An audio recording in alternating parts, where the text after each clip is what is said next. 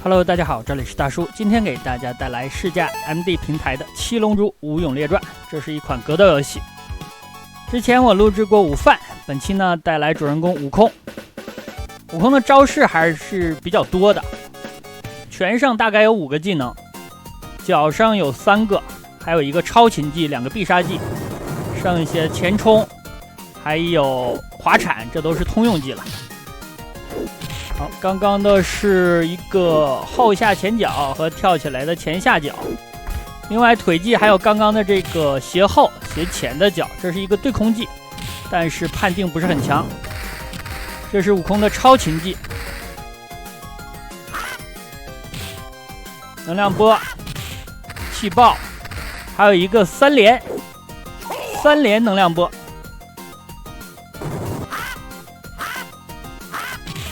耗气很多，我气槽已经有空的部分了，所以一直在蓄气。技能上差不多了演示的，后面就是超杀了。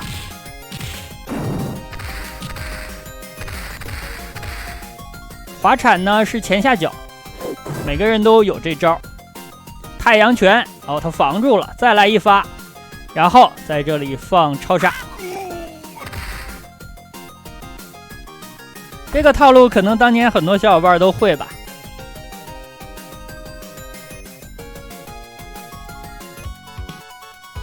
PVC 的时候可以玩一玩 ，PVP 的时候就不要了，容易引发真人 PK。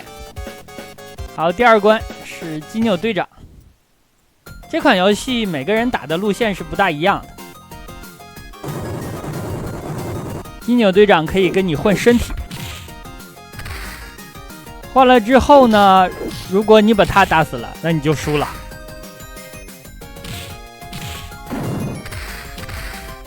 悟空的超擒技感觉没有午饭的好用，主要是他在地上想把人捡起来，判定真是太严格了，就那么几帧的时间，所以说我一般都是等敌方起身之后踢他脑袋，还是比较准的。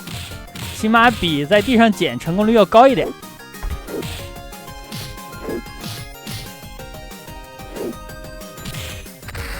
这是下后拳，一个后肘，但是这个肘击它先是向后退一下，再往前冲，所以攻击的范围不是很大，可以当对方跳过来打你的时候使用，属于一个节奏类的技能吧。超杀是2个，但是都是龟派气功，一个是普通的，一个是超级。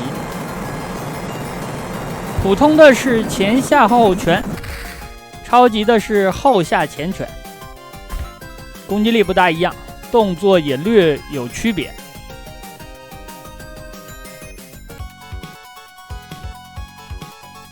第3关了，弗利萨大王，这是一个完全进化的。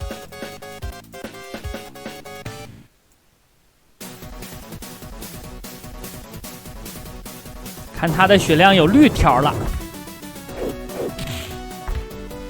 如果这款游戏你玩 PVP 的话呢，你可以任意的调血量，还有气槽。气槽最大是2格，血量的话是3格。大王被堵厕所了，哎，滑铲我，是我以为是我堵他厕所，没想到小丑竟然是我自己啊！又打到墙角去了，3次了吧？4次，我血量不多了。可惜这个版本悟空是不会元气弹的。如果会元气弹，咱们尊重一下历史。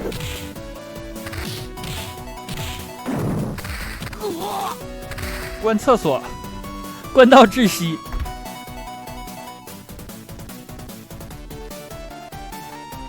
打了4个人了，还是3个人了？我该第4个人了。特兰克斯，来自未来的少年。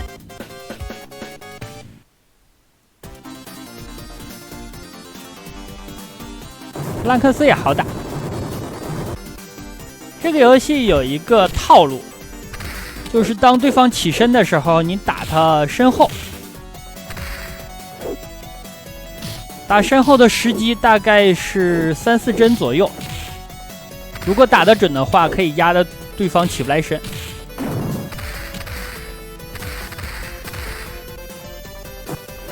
时空屋是太窄了，很难和对方拉开距离。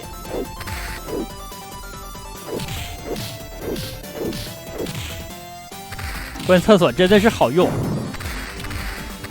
因为这款游戏的攻击判定不是特别的严格。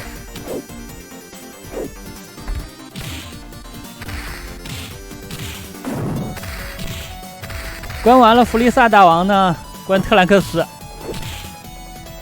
这次我已经有准备了，上一局被弗利萨铲了一腿，这次知道了。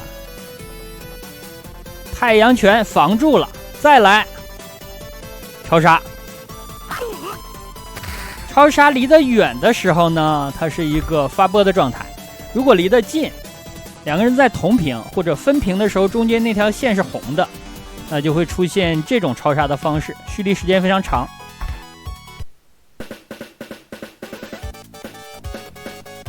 挑战超级纳美克星人，这是短笛合体了的状态，他的血量要稍少一点。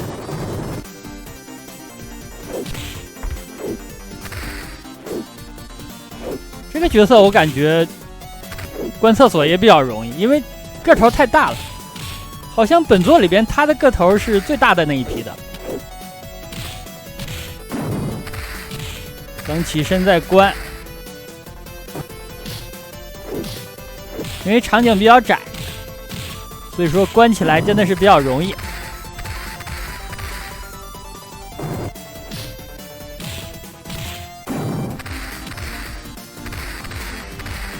看，从屏幕的右侧发动了技能，结果把人从屏幕的左侧推出去了。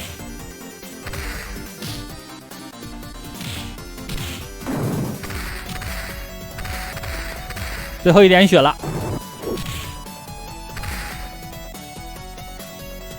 我需要退到左边的屏幕边缘才能发出这种超杀。看一下他吃不吃，这是一个超级的龟派气功。普通的呢没有炸气那一下。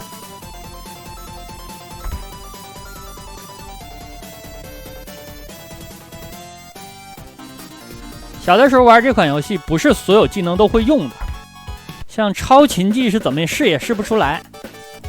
那现在呢，有了出招表，有了系统的基础的说明。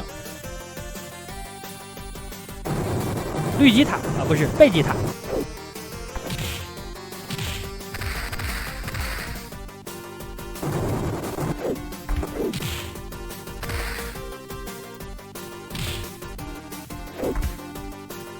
王子的性能还是比较好的，当年和小伙伴一起玩，我是比较喜欢用午饭还有贝吉塔。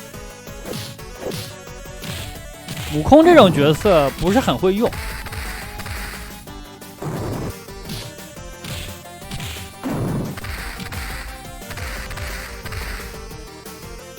这关的场景就宽了很多。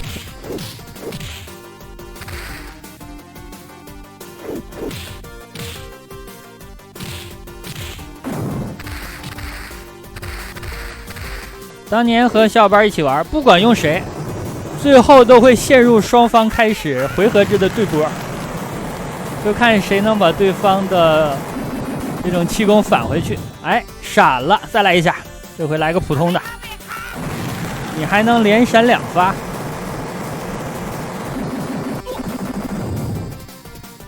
放倒。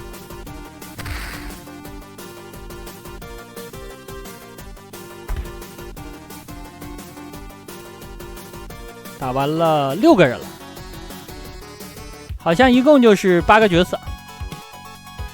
杀戮，这是完全体的。究极生命体杀戮出现。杀戮这个角色，鸟叔当年画的很辛苦，气槽呢都是一格，但是他血量比我多一点。这个角色的身上的斑点太多了。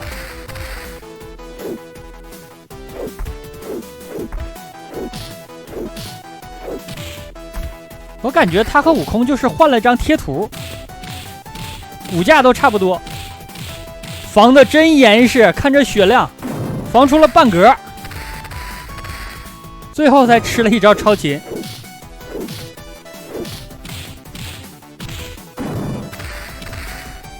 试探了2脚，然后一个超擒技还是吃了，在地上捡起来了，推出去还剩半格血，打远了，尊重一下历史吧。当年这一下是午饭发出来，但是悟空也给予了精神支持。沙罗好像做了一个动作，但是做晚了。风巨波可以返回来，可以抵消，可以打飞，还可以闪，还可以防御。父子局，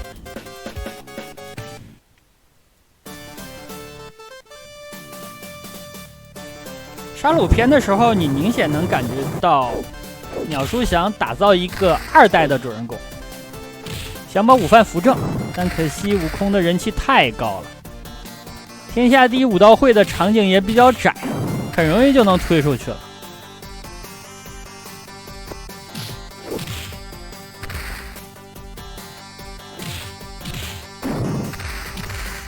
无论在哪个位置击中，基本上都是被推出去的结局。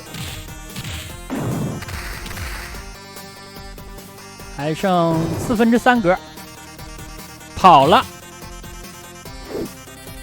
使用一下其他技能吧，虽然不太实用。好吧，咱们来教一下他社会的险恶。一个真人 PK 的套路。通关，悟空的通关画面非常的简单，就是一张图片。这样午饭也学会了，社会很单纯，复杂的是人啊。那好吧，这样一款《七龙珠：武勇列传》悟空通关就给大家录制到这儿，感谢大家收看，咱们下个游戏再见。